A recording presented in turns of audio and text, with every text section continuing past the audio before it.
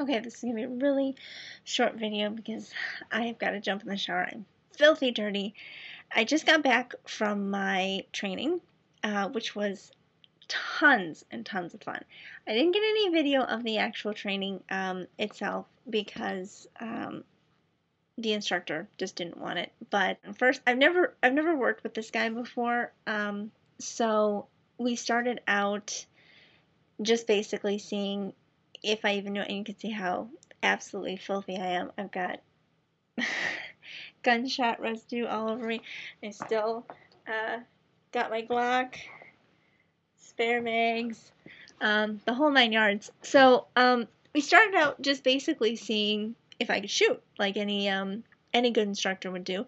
So we started out 20 yards and did just some standard shooting.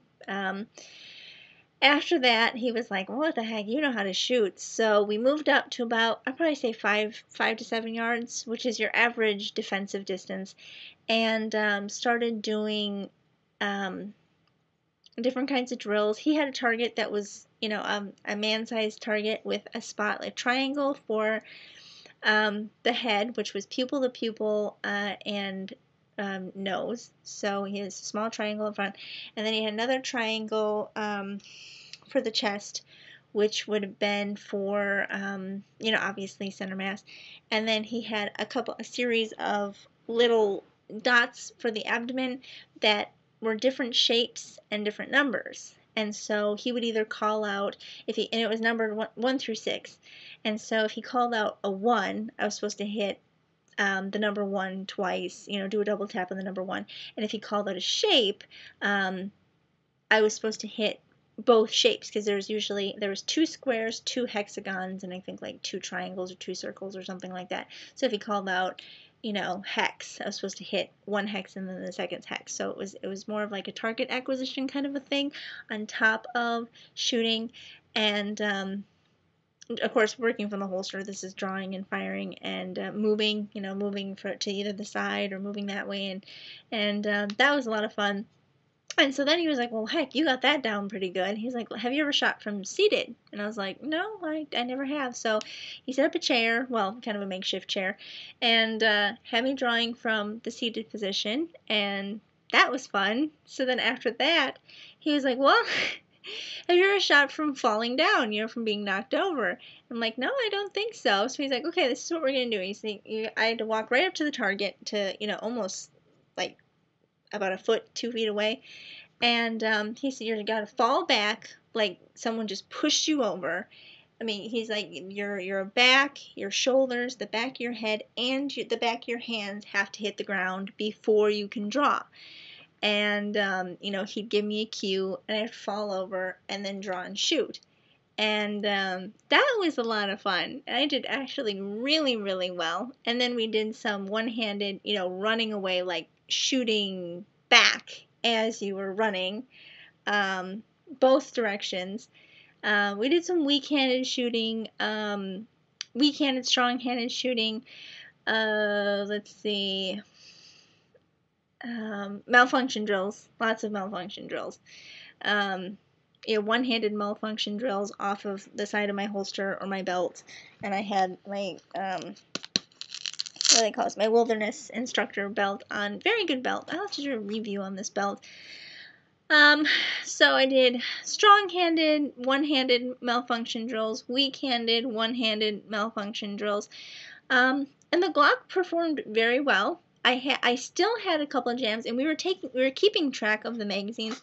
My husband numbered, you really can't see him, numbered the magazines 1 through 3. They actually have numbers engraved in them, and we kept track of which magazine was which, and the failures that I had were all from the same magazine. I had no failures for the slide to lock back, and no other failures. So when we got done, I asked him flat out, I said, so what do you think? I mean, I still had these few failures. He said, I think it's the magazine. He's like, I don't think it's you. He's like, you know how to shoot. You're a confident shooter.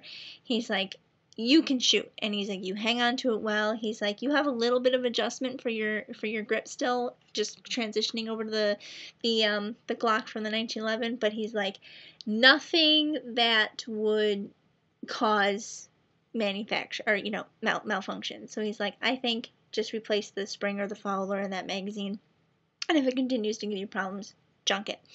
So I'm gonna do that. I'm gonna see if that magazine is the culprit, and if so, just get rid of that magazine and start over again. I mean, I don't know how many rounds I shot. I really don't. But when, he was like, are we done? Or do you want to do more? I'm like, yes, I want to do more. He's like, no, I think we're done. I'm like, aw, come on.